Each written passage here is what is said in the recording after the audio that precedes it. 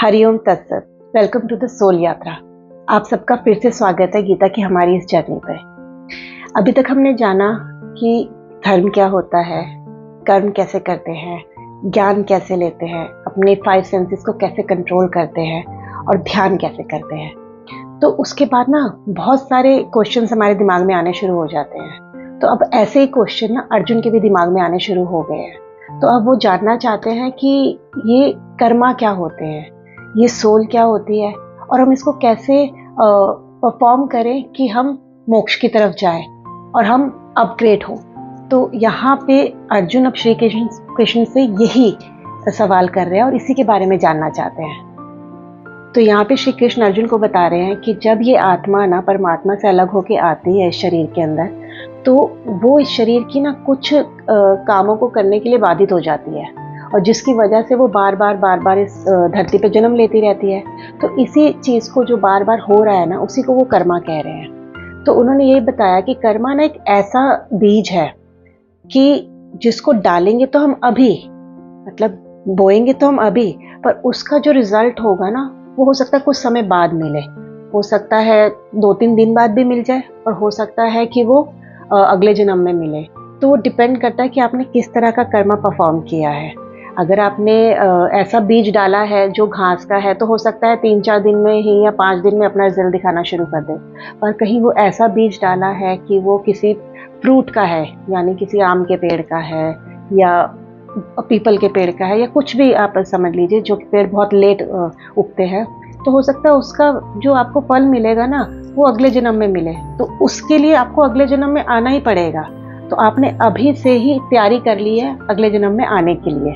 तो यहाँ पे श्री कृष्ण यही बता रहे हैं कि जब हम अच्छे कर्मा करते हैं ना, तो हम मोक्षा की तरफ 10 कदम आगे बढ़ जाते हैं। और वहीं पे अगर हम खराब कर्मा करते हैं, गलत कर्मा करते हैं, तो हम वो 10 कदम और नीचे आ जाते हैं और जो हमने अच्छे किए होते हैं ना वो भी खत्म होने लग जाते हैं। तो यहाँ पे अर्जुन अब यही जानना चाहता है कि हम ऐसे क्या करें कि हमें अच्छा और बुरा पता होते हुए भी हमारी जो परफॉर्मेंस हो वो विद इन हमारे कंट्रोल में हो, कि हम अब जो कर रहे हैं मुक्ति के लिए कर रहे हैं और अब जो कर रहे हैं ये हमारा कर्मा है इस जन्म में करने के लिए, यानी कि हम इससे अभी बाधित है।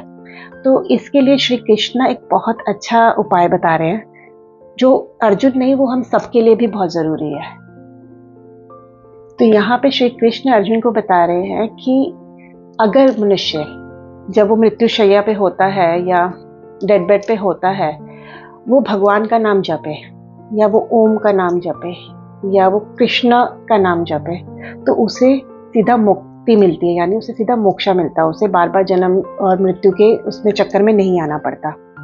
पर यहाँ पे श्री कृष्ण से अर्जुन का एक और क्वेश्चन है कि जैसे अभी अर्जुन जब युद्ध लड़ रहा है तो उसे पता है कि इस युद्ध में तो वो उसकी मृत्यु हो सकती है।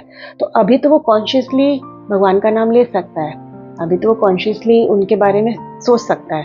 पर जब वो बहुत ज़्यादा आयु का हो जाए या कुछ ऐसी परिस्थिति में फंस जाए या उसकी मृत्यु अचानक हो जाए, तो वो कैसे भगवान का नाम याद रख सकता है, वो कैसे उनको याद करे जब वो उसे खुद ही नहीं पता कि भाई इस समय तो उसकी मृत्यु होने वाली है। तो उसमें वो क्या करे।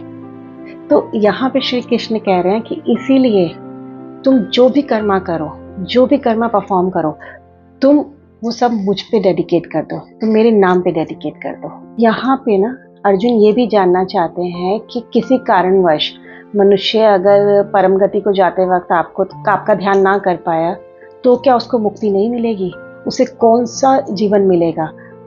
तो यहाँ पे ना मैं आपको एक स्टोरी सुनाती हूँ कि महाराजा भरत जो थे ना, वो बहुत बड़े विष्णु भक्त थे।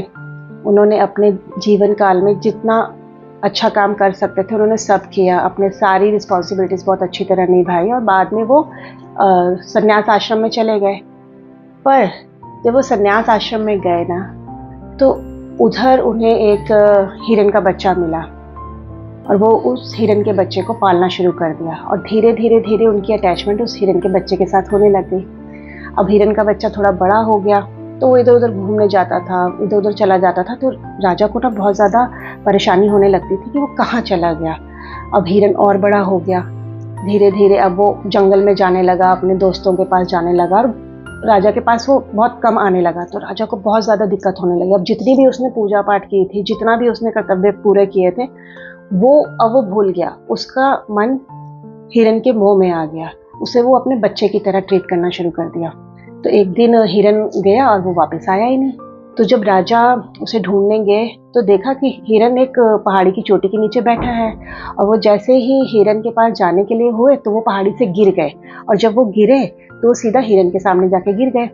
तो हिरन ने उन्हें देखा और उन्होंने हिरन को देखा और उनकी मृत्यु हो गई।